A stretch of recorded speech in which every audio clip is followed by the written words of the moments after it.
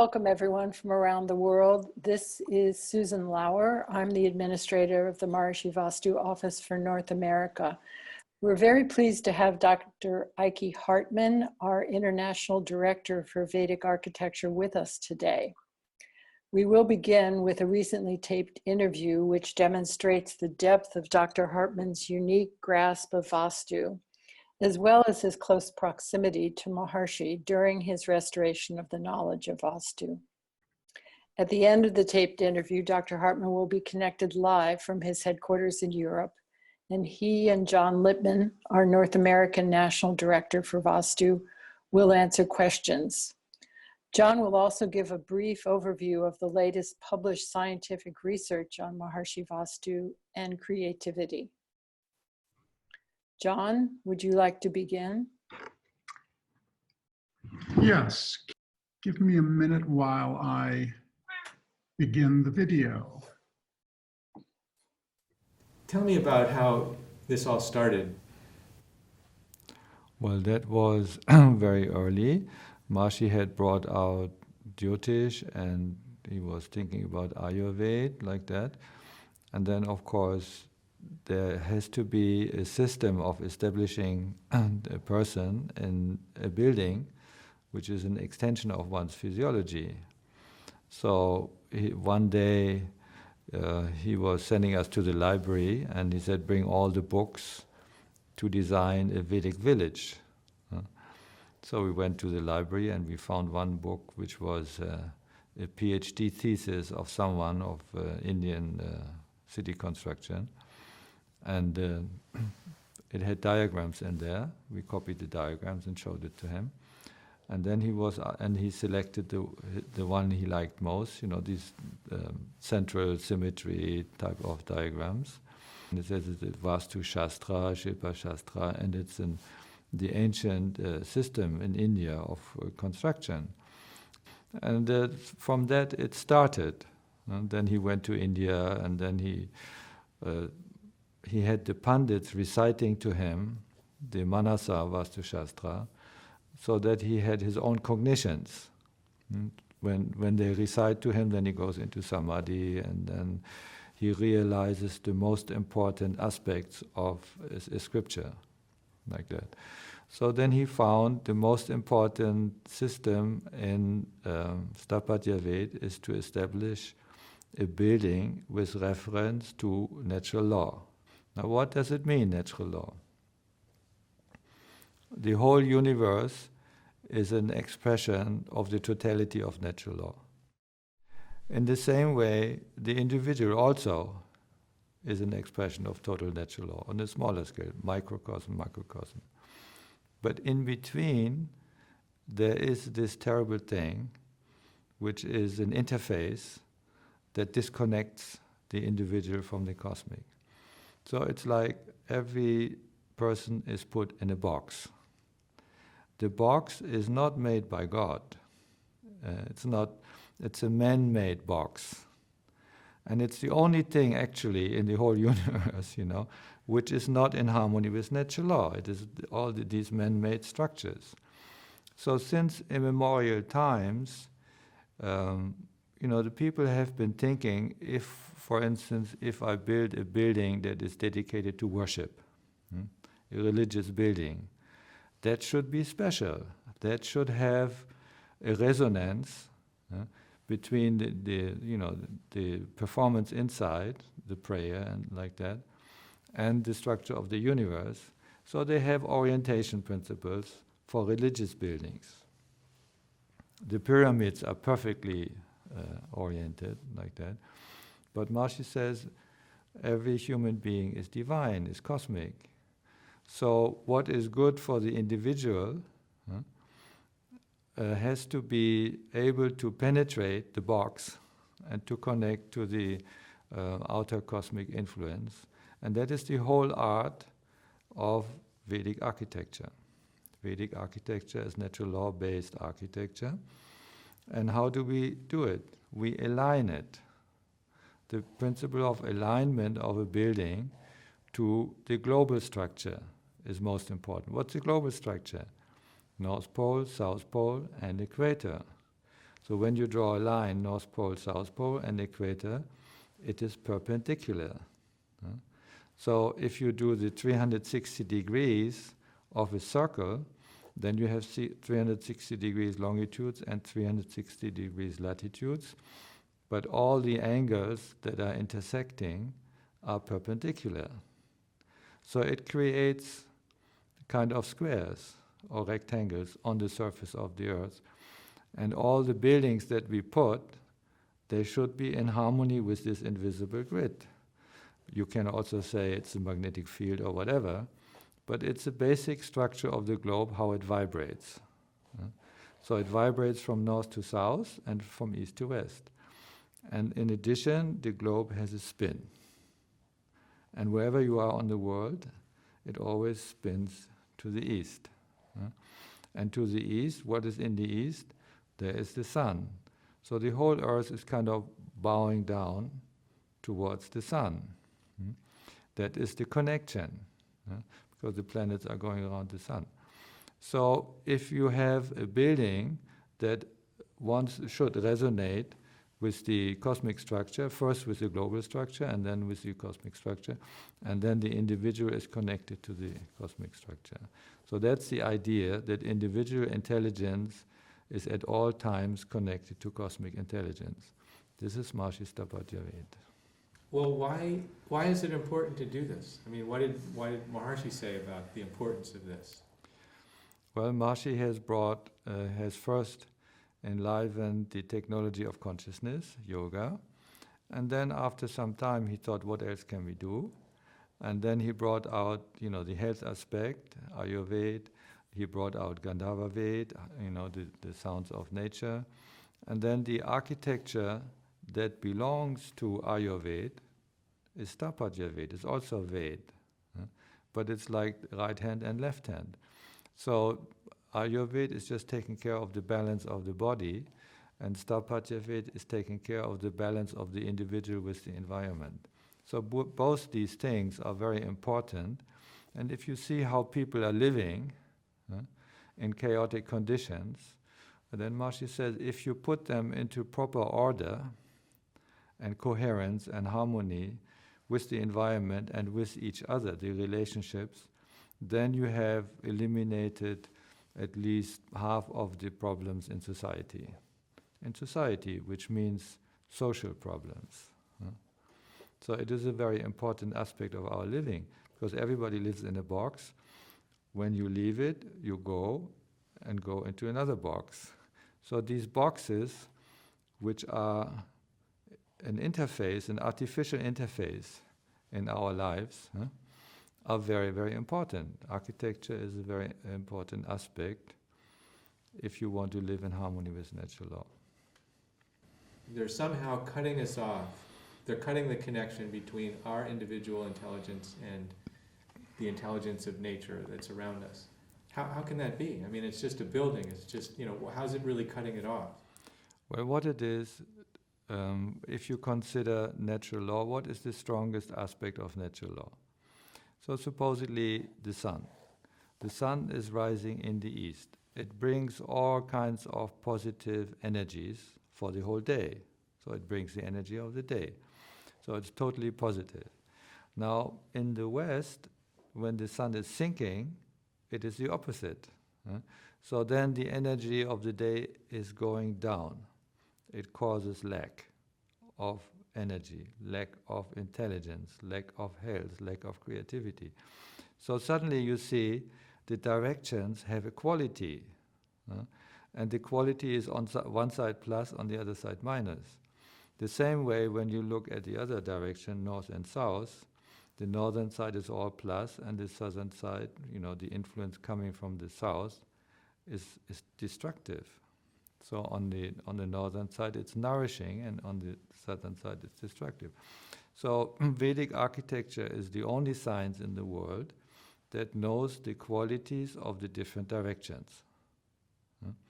So you have to consider, and it's far-reaching, because even this year, research has come out, and the Nobel Prize on 2014, last year, was given to a team of doctors who did research on the functioning of the brain with reference to orientation.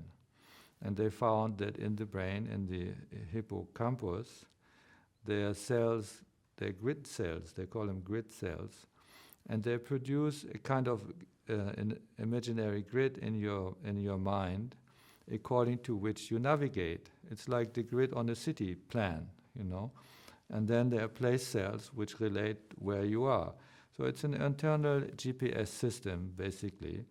And other animals also have different systems, you know, some go by the magnetic field and like that. But the brain is sensitive to orientation.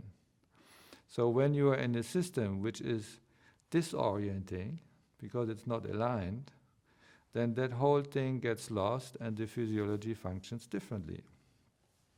So when the person is facing east, then the whole physiology is functioning in a particular way, in a different pattern, because the neurons in the brain fire in particular patterns, you see. So that is depending on orientation. Before we said the buildings should be aligned to north, south, east, west, but the buildings don't care. I mean, it's just a building, what the heck. But the functioning of the human physiology should be attuned maximum to the evolutionary direction. And you can flow with the direction of evolution, or you can go against it.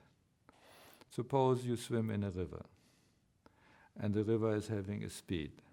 If you go swim with the speed, then it adds to it. So supposedly the river has 2 km an hour, and you swim with 3 kilometers an hour, makes 5, your actual speed. If you go against it, then you have, you know, 3 you have, and 2 the river takes off, so then you only swim with 1 kilometer an hour. So it's a difference between 1 and 5. So you can always go against nature and against evolution, but it's costing you. It's costing you energy, health, happiness, all the good things that you have to put in. So why do that? We're going to stop this video of Dr. Hartmann just for a couple of minutes now, so that we can give you an update on research. I'm going to share with everyone some research that was published just in the last month in the journal Scholarly Creativity Research Journal. And this is a groundbreaking study that found increased creativity in employees who work in buildings that are designed according to the principles of Maharishi Vastu architecture. In this first study of its kind, all of the employees in one firm, it was actually an architecture firm, a firm that relies quite a bit on the creativity of its employees, in a major metropolitan city on the eastern seaboard of the United States, moved from their existing office building into a several-year-old Maharishi Vastu office building, and they were given standardized creativity exams before they moved and then after they moved. Now, the normal finding is that when you move and then you take another creativity test, your score falls for some number of weeks. And the assumption is because of the entropy in your life, because of moving, you're less coherent, and so you score less on a measurement of creativity. But what happened in this case, in the standardized Torrance tests of creativity thinking, the TTCT, it found that there was an increase in 4 different measurements of creativity, and the study found that there was less than a 1% chance that the result was due to chance. Specifically, what was found was an increase in verbal originality, that is, unique, unconventional ideas generated. And on figural tests, the results showed a large, statistically significant increase in tests of originality, elaboration, and resistance to closure, that is, a focus on pursuing new directions to complete a task. And only tests of fluency and abstract title did not show an effect. So this is very exciting because it's very challenging to do studies on people who are actually in Vastu buildings. And this is the first that was done to a rigorous scientific standard that was reviewed by peer reviewers who had no sympathy for the subject and who accepted the study and allowed it to be published. And so actually in a simple diagram, in two of the forms of creativity, the blue line showed the increase in creativity compared to the red line, which showed the level of creativity in two areas previously. So this is a great expansion of what Dr. Hartmann was just talking about our understanding through the lens of science of how orientation can affect us. And now we will continue with the videotape. One of the sort of slogans about Maharishi's Sthapatya Veda is fortune creating buildings. So can you talk about what you just said in light of that idea of fortune creating? What does that mean? Fortune creating means you optimize everything in the building for higher evolution. So, as we had said before, there are different qualities associated with different directions. Then there are qualities associated with different rooms and placement in the rooms. Then there are qualities associated with the orientation of the furniture, in which direction you sleep, in which direction you eat, and the mother is making the food, and which direction you meditate. So everything it's like a holistic system. You know, once you're moving in this building, which is properly designed, then all the other items, furniture is also aligned according to the building. So when all this is optimized, then it is optimized for greater health, happiness, success, and good fortune. That's why it's called a fortune-creating building. Everybody understands it. If you say fortune-creating building, it's descriptive. It gives the quality in one word. That's why Maharishi brought it out like that. What has been your observation of the effect of building these buildings? Well, it changes the destiny of the people. It changes the great good fortune of a whole family. Before they have been living like this, now suddenly they move into a different situation, and then there is greater harmony and better functioning of the brain, basically. So the learning ability of the kids when they go to school, the success of the husband in the business, and the feeling at home. So many have friends coming, and they notice immediately the difference in the building. So they like to stay. So there are many experiences like this and of social relationships that are improving, and health is better, and people sleep and meditate better. All these things that are related to coherence and health and happiness. People feel it. They feel it in their own physiology, different each one. But we have tremendous reports.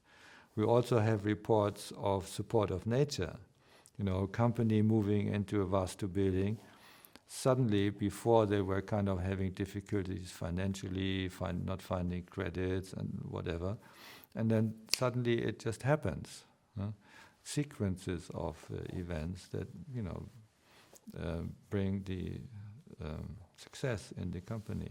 Not only internal relationships, but also support from outside. And why is it that your brain functions better in a building like this? Well, it's not an idea, it's a research that has verified it. So in the ancient texts, of course, it doesn't say that the neurons in the brain function, fire differently, etc. The Shastras are not descriptive. They tell you what to do, and they don't explain why. They just say, you do this, then you have this result. You do this, you have that result. So they are short and instructive. So according to the Shastras, we just do what they say. That's what Maharishi said. This is Veda, it's knowledge of natural law. And the teacher is telling you what to do.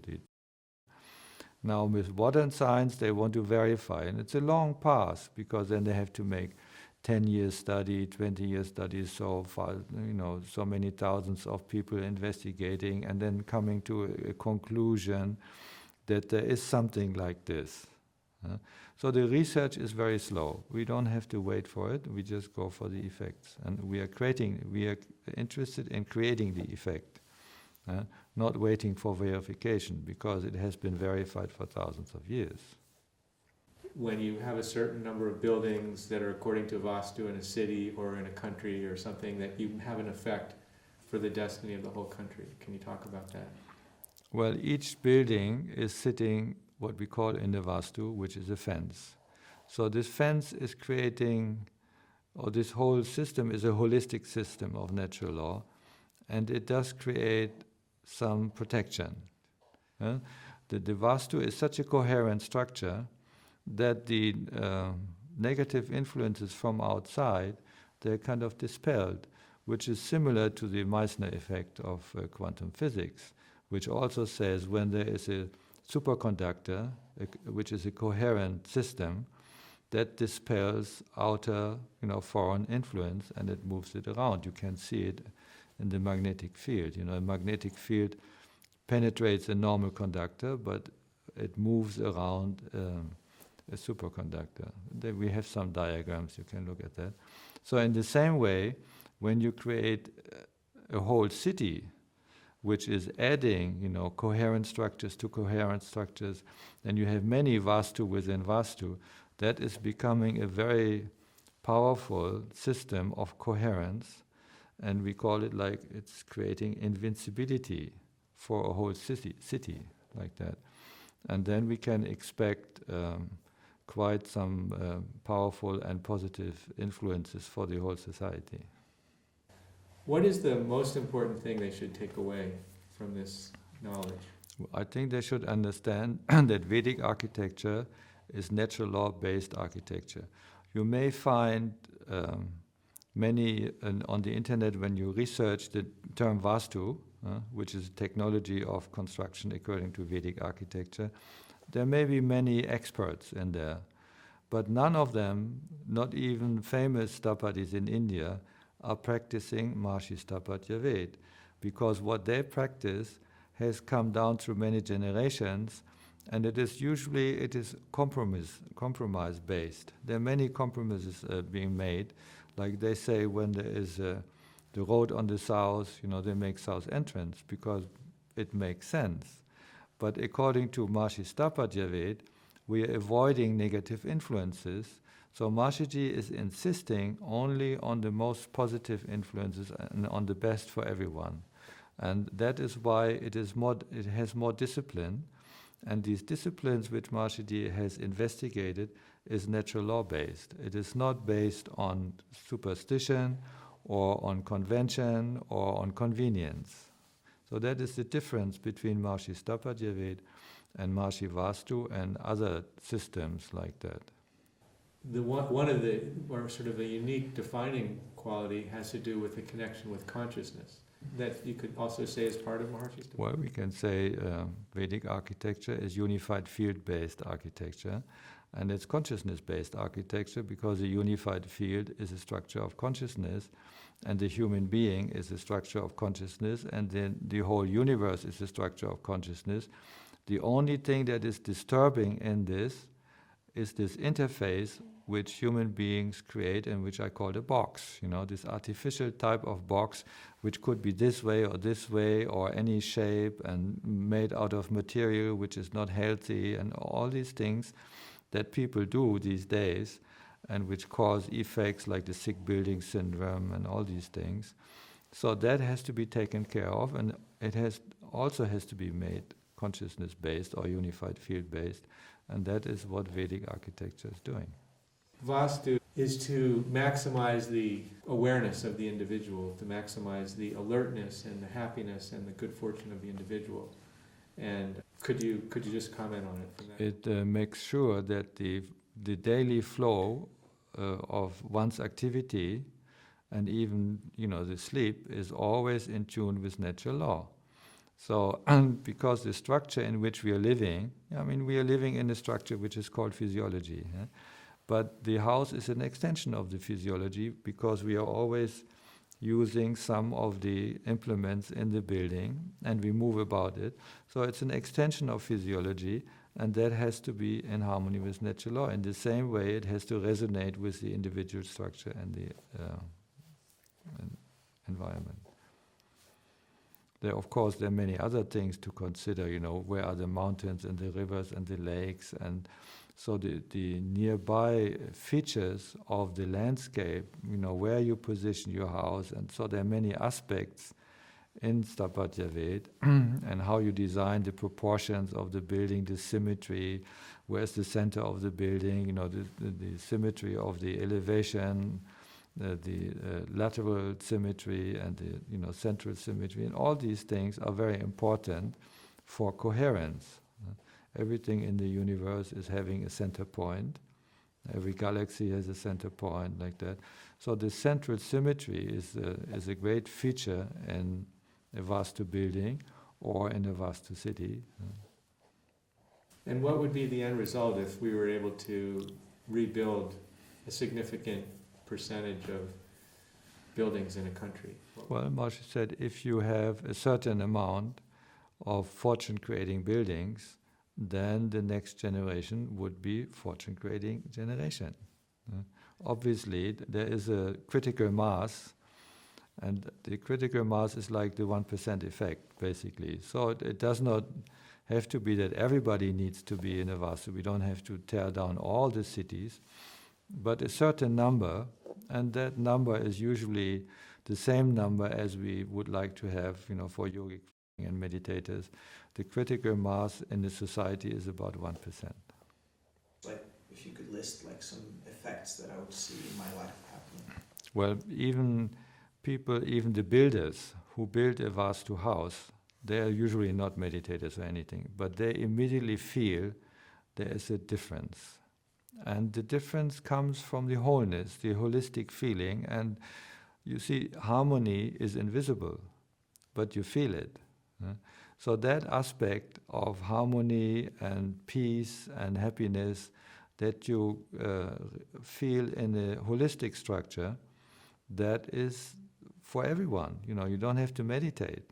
So when other people come into a Vastu house, we give a taste of Vastu by inviting people to come to our peace palaces, or we have meetings, we have Facebook campaigns. We invite people, please come and have a taste of how it is to live in a Vastu house. They come just for the afternoon, have tea, and then they do feel it, they comment on it. Even newspaper reporters coming to take an interview in a newly created peace palace, they come away and say there's something. It cannot be explained. You cannot measure it, but you know it's there. Years ago when Maharishi started talking about this, he used to say, get out of your home like it's on fire. Why is it that people should feel pressured to get out of where they're living? Well, people are so attached to their buildings, to where they live, and they have, received it from, they're living in a house, from their father, and it is very difficult to make anybody move. Like the parliament buildings in the nation, they're usually gorgeous with marble pillars, and there's a history to it and what. But when you investigate the quality of the Vastu of that particular building, like the parliament building in India is a circular building. So nobody should live in, it is not for human habitation, circular buildings, because the orientation is wild, you don't know where you are. And they do have fights and fist fights and all kinds of, incoherent activities in such a parliament building. So then, how do you make them to leave? So Maharishi makes these dramatic statements. Leave the building as if it is on fire, because if it's on fire, then you have no excuse. You don't say, no, it's so expensive and it's so beautiful and let's keep it. You don't have any excuse, you just run out. Or the other one is run out as if it is in an earthquake. The whole thing is shaking. There's nothing good about it anymore because it falls down. And that's basically what it is. A non-Vastu building is dangerous. leave it. It's not good for your health, not good for your happiness or for your family, whatever. Just run out of it and don't ask any more questions. Get a new one. So, so this is an extreme statement, but it works.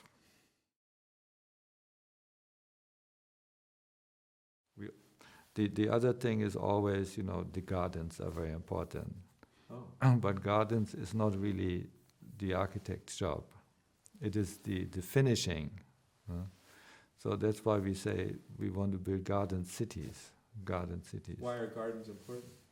Well, the garden is nature is rejoicing, and the harmony is extending. When you go to the Miro campus, and every house has a beautiful garden with hedges and flowers, and of course the gardener's maintaining it, but you've got to do it. So it's a garden campus is just a joy to walk about. Yeah. It's a small thing, Yeah. but it's really, it makes it nice when you go out and you come in like Yeah, that. yeah, yeah. Have some nice lawn, you sit outside. So this in and out is a feature which you cultivate when you have verandas and balconies or porches and like that.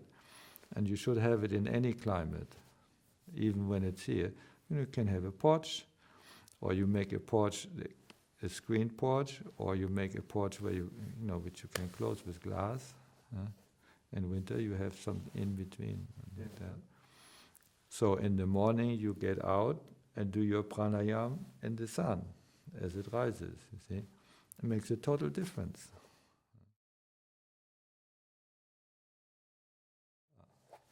See, this guy Charak, they asked him, his disciples, "Sir, is there anything in the world that is free of charge, available anywhere, and available and good for everything and for health and like that?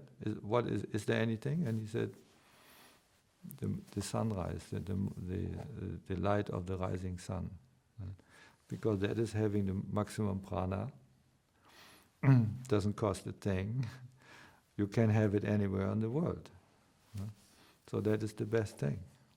So for that reason, this orientation, all these, it's a great secret. And in Vastu it says it's the soul of the house, soul.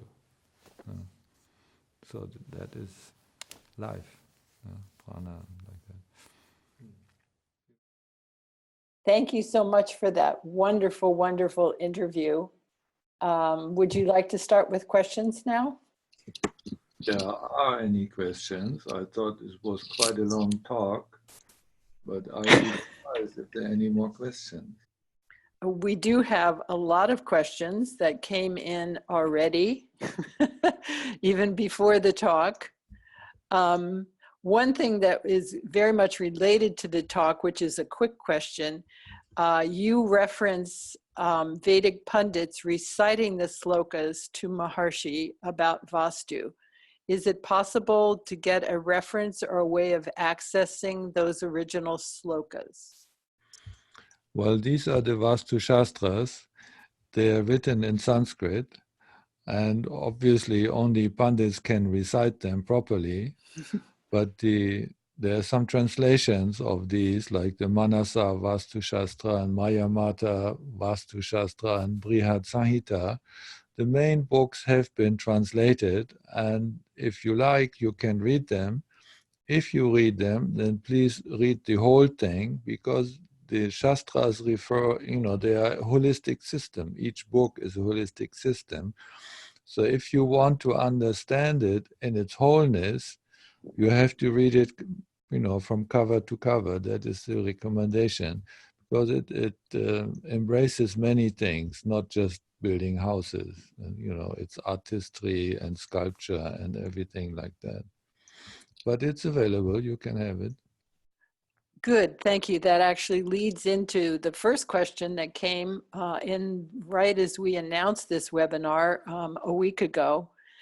The gentleman says, having been to India, I love the temples, the statues, and the altars in the temple. As an artist, I have wondered for years if the knowledge of the designs and proportions of altars and smaller constructions are available for me to use.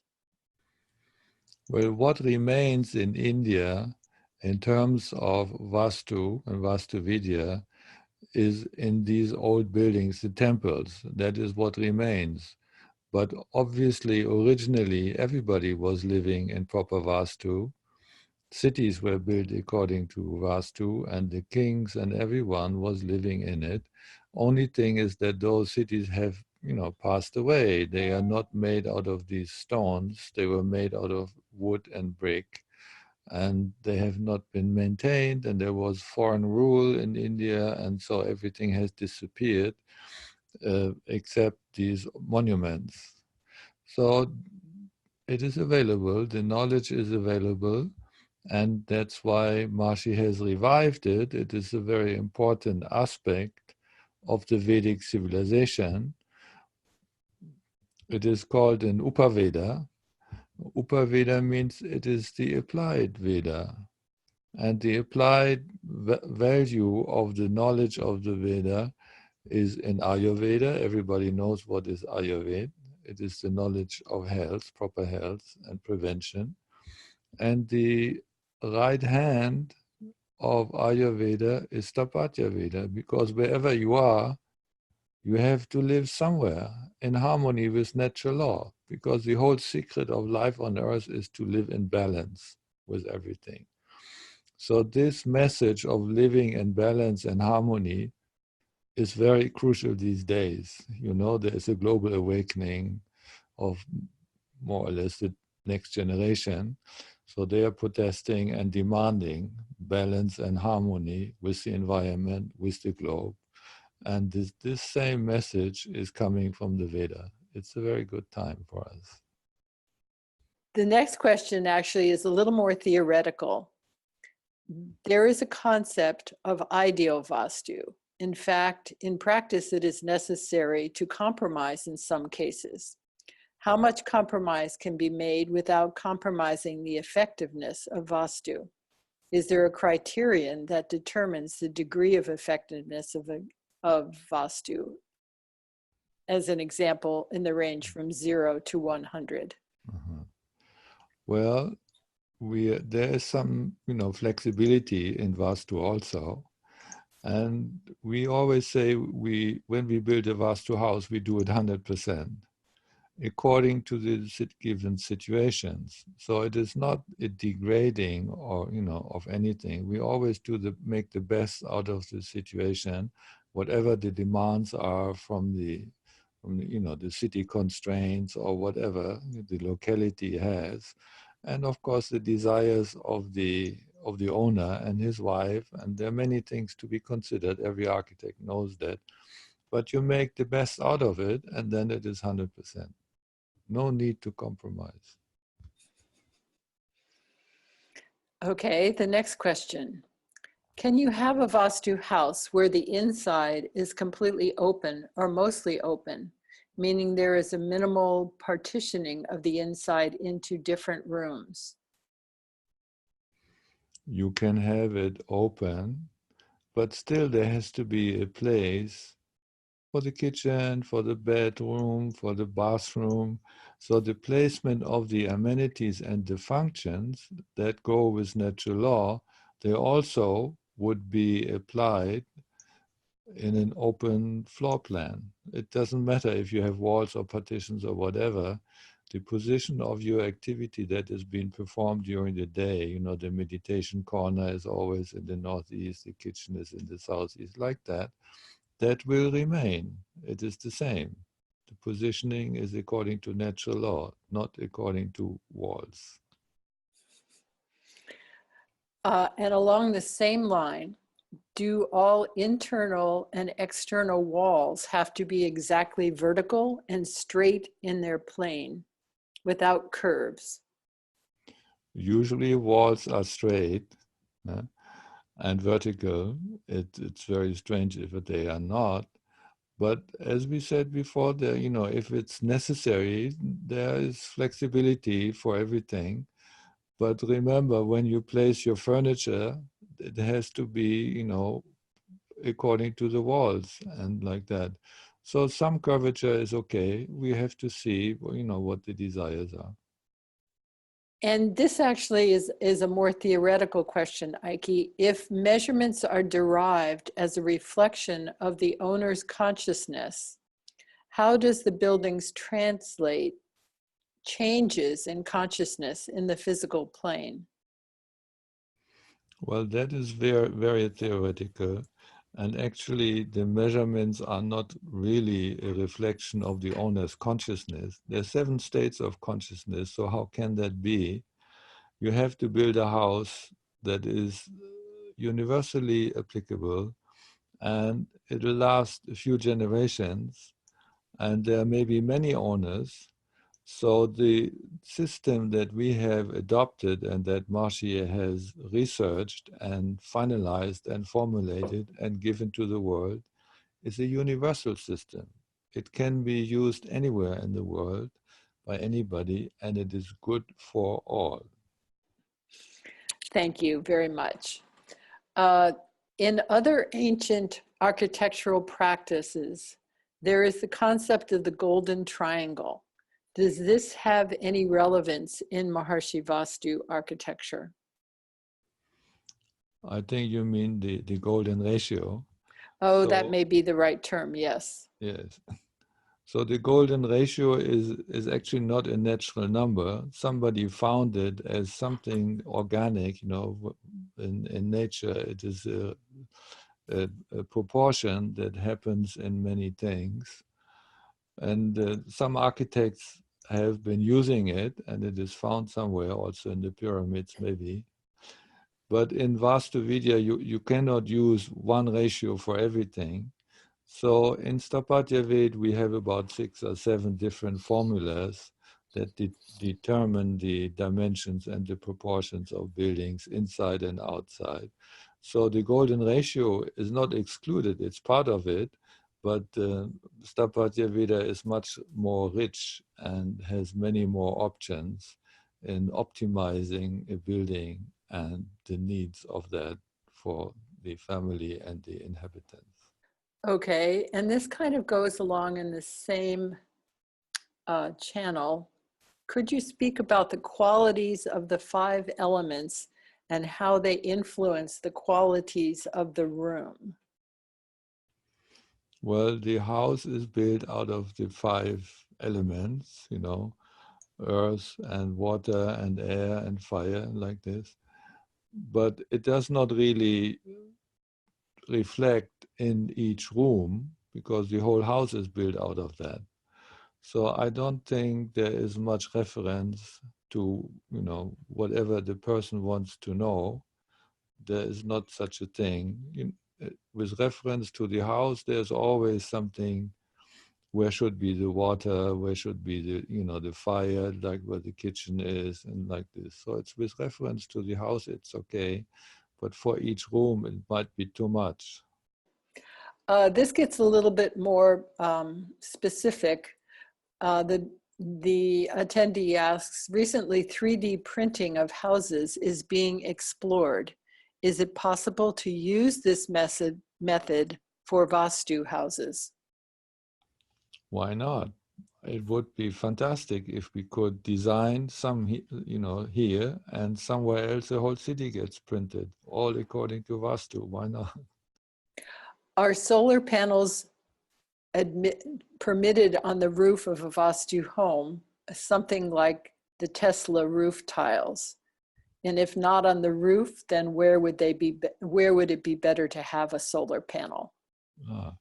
Yes, I have seen the Tesla roof panels. They're very nice. They look completely natural and not so black or anything, like they look like a normal tiled roof. But I have not seen, and we don't really know, if they do have some filter included in their, when they draw out the electricity, because somehow the solar panels, they get into the electric system of the house, and they produce something they call a dirty electricity. So that has to be taken care of when you have it on top of your house. You know, there needs to be some filter installed. Otherwise, it may be better to put it on, you know, on the next building, like on the garage or something like that. But you have to consider this aspect. It needs to be done by an expert, and you should ask them to make sure that it's really healthy. Actually, John probably can speak a little bit to, there is a tool that has been invented and developed by someone here in Fairfield that mitigates the dirty electricity. John, would you like to talk about that for just a minute? Yes, I have solar photovoltaic electric panels that power my house. They provide 100% of the electricity for my house. I am not even connected to the electric grid, which runs up and down the street I live on. And in my case, I have the panels not on the roof, but on short poles in the yard. This has some advantages that you can clean snow off of them easily, and you can clean dust off of them so they remain at full efficiency. It's very difficult to do that on the roof. We have also found in the US that this phenomenon of dirty electricity or high voltage electrical spikes laid on top of what is in the US the 60 cycle per second waveform of the AC electric current are conducted into the house by photovoltaic panels, actually specifically by the inverter that converts the electricity from DC to AC. And so we recommend that there be a filter that traps or eliminates the high voltage spikes or dirty electricity between the inverter and the house. And yes, there is a company here in Fairfield, Iowa, which is run by an engineer who became a specialist in this field because he was designing electrical systems for satellites for the US government, and satellites have to scrub every last bit of dirty electricity out of them because they shorten the life of machinery. And so he used this knowledge that he acquired over decades working for the US government to design the best filters. Maybe we won't give an advertisement for him on this video, but anyone who wants to email us, we will go ahead and give them the contact information for that company. And I have them on my own house. Thank you. There were a couple of questions that I think John probably would be able to answer. Where can be positioned the reservoir for recuperating rainwater for toilet use and garden? Is under the house a possibility, or some cardinal point under the house or a storage room?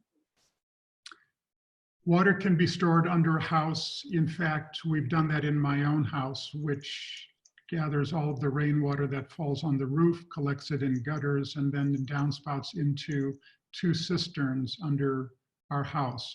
We'll go over the precise location of those in the consultations that we do with you on your own individual house. It is correct that water with different placement or orientation relationships to houses has different kinds of influences. And so we'll go over that in detail with you when you build your own Maharishi Vastu house. Thank you.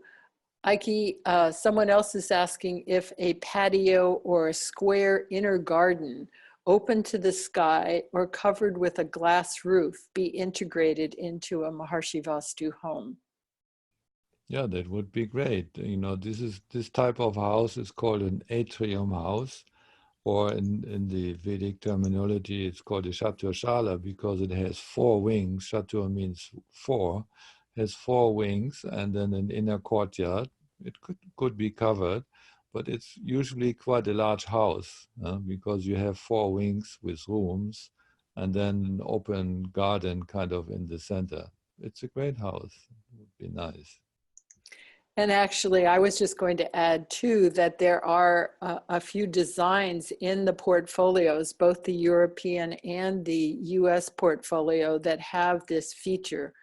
And commonly houses in the US at least have the atrium, which opens, either to a cupola above, as Eike said, or to skylights on the roof that bring the light down into even a small house. I have a house of 1,000 square feet, and it has an atrium that brings light from a skylight down into the center of the house. Okay. John, I think this might be a good question for you. Do you have ready-made knockdown modular kits for Maharishi Vastu houses that could be purchased and shipped to other countries? We in the US have worked many times with modular companies to build modular houses. We have never done what is being described here in the US is called panelized, where yes, it's modular, but instead of shipping boxes, you ship flat panels which are assembled. This is not so common in the US, and we have never done panelized houses. So we are not a source of that. I think that under Dr. Hartmann in the Meru campus, there was some research into doing that, working with a company in Russia or Eastern Europe some years ago. But maybe Dr. Hartmann can say whether there are any possibilities in Europe. Yeah, I mean, this is a great system. Either you bring whole walls, like whatever fits on the truck, or you bring in these modules, and we have the master builder system, which is precast elements, which includes the insulation. So it's kind of aerated concrete, or they use something else that is, these expanded clay bubbles mixed with cement. So you have thick wall elements, which are completely finished inside and outside, and they're just being clicked together they come on a crane, on a truck, and they move together. And then in a very short time, you build a whole house. So this type of thing is great because the elements are produced in factory. You order them ahead of time. You cast the slab, the foundations, everything. And then it comes. We have built, large buildings, peace palaces, and beautiful homes. And then when you are precasting these elements, using maybe a rubber mold, it could even include some kind of ornamentation at the same time. And when you use beautiful white cement and can even include marble granulates and some oxidizing elements in there, they remain pure white for a long time. So this is what we call the master builder system, because it's the most beautiful and most cost effective and fast. We like that. Okay. And I was going to say that if you care to look at vastutv.com, which is a website that has a lot of videos on Vastu, Maharishi Vastu, there is one that shows very specifically the master builder system and how it works, and it's a great way to get a feel for this system. The same gentleman also asks, do you have plans for modular Vastu houses that could be fabricated either off-site or on-site and then assembled on-site? The idea is to minimize costs both for material and especially labor. John, do you want to speak to that? This is something we do commonly in the United States. Yes, we identify modular companies that build houses as box components in a factory and ship them. And so if you're in the US or Canada and you want to do that, then get in touch with our office and we'll help you to figure it out. And I might also add that that system, that type of system for modular housing does limit to some extent the designs because the boxes have certain dimensions that they have to be in order to move down the road. That's why the master builder system is a little bit more flexible.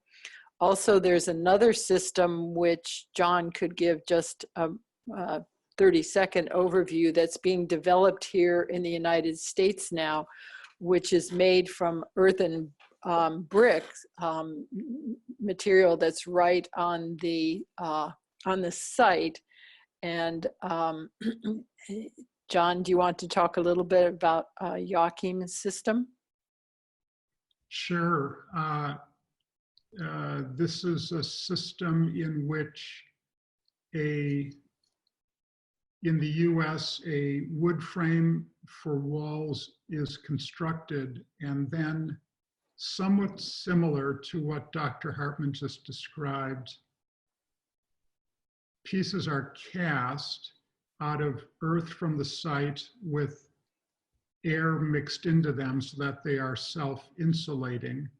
But instead of being large panels, such as in the master builder system, where each panel is about 2.3 meters wide or 7 feet wide and the height of 1 story, instead these are small panels like concrete blocks, and they are fitted into the wood framing of the wall. There are 2 layers of them with a gap in between into which electrical wiring and plumbing can go. And we're very excited about Joachim's system, Joachim Claes. And we are looking forward to him building his first prototype house, which he's planning on doing this spring. And then it may be a wonderful additional way of doing construction very quickly and extremely economically that could be exported around the world. Good. So a few more questions have actually come in through the Q&A section. Is magnetic declination or astrological north very important to consider versus magnetic north? Or is true north important in Maharishi Vastu? Well, we have to consider the structure of the globe, that is where we are living. And the North Pole is always in the north, and the South Pole is in the south, and the equator is there. So that is the structure of the Earth, and Vastu takes reference to that, not to the magnetic north, because wherever you are, you can be in different places on the Earth. And then it is a deviation, sometimes of 10 degrees, sometimes 20 degrees, and it's very confusing. So, and even it might be moving.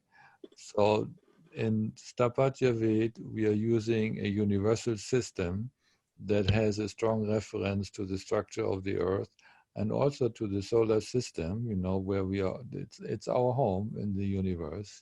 So that is sthapatya Veda, Vedic architecture in harmony with natural law. I was also going to say something that we've mentioned on other webinars. Actually, if you want to go back and look, John, I think it was the first webinar. No, it was the second, Why East is Important, where you told people about how to calculate the true, or where to get the true directions, the true north, true east, like that, through either through Google Maps or, how to do that calculation. Do you remember? I'll give 30 seconds on it.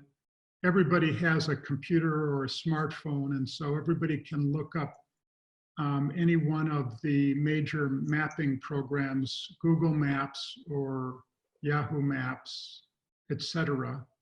Type in their street address, and these major mapping programs, when a site comes up on screen, or Google Earth, which actually opens up to an aerial photograph, when these come up on the screen, true north, the north that Dr. Hartmann is talking about, the North Pole, which is at the northern tip of the axis about which the Earth rotates, comes up at the very top of the screen.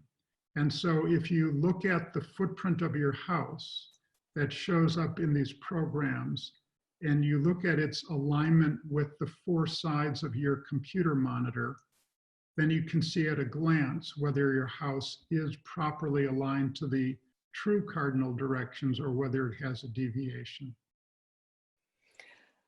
Okay, thank you. Could you comment on dome-shaped houses? Are these good houses? This question has come in many times. Well, the dome is like a roof structure. So you can put a dome on any building. It does not influence, the allocation of amenities in the house, where's your kitchen, dining, where do you sleep, etc. It's kind of a roof structure. Usually domed roofs are more, for religious buildings or for special buildings like that. But you can do it, no problem. It's a nice roof. I'll add a little more information to that. Sometimes when people are talking about domes, they're talking about geodesic domes, such as were invented by Buckminster Fuller in the 1950s. And in those cases, the dome comes right down to the ground. And some of them are 3/8 domes, some are 1/2 domes, and some are 5/8 domes. And in those cases, the footprint of the house where it hits the ground is not a rectangle or a square, but is maybe a dodecahedron, depending on what kind of dome it is. And so those, we would say, do have that not ideal quality that Dr. Hartmann was talking about, of not fully aligning us with natural law. Yeah, you have to have proper orientation, not only for the house, but also for each room, so that, you're always having the possibility in your activity to face the optimum direction, towards the east or to the north. So when the furniture and the beds and the tables and your computer, etc., they have to be aligned with the cardinal directions. So if you're in a circular building, you can't do it. So basically, it says in Sthapatya Veda that round buildings are not for human occupation. A round thing, they are round structures, but it's not for living. So because the orientation sense of one's own brain physiology is getting constantly confused. So why do it? Huh? Why cause confusion? Two things that came up from the magnetic versus true north.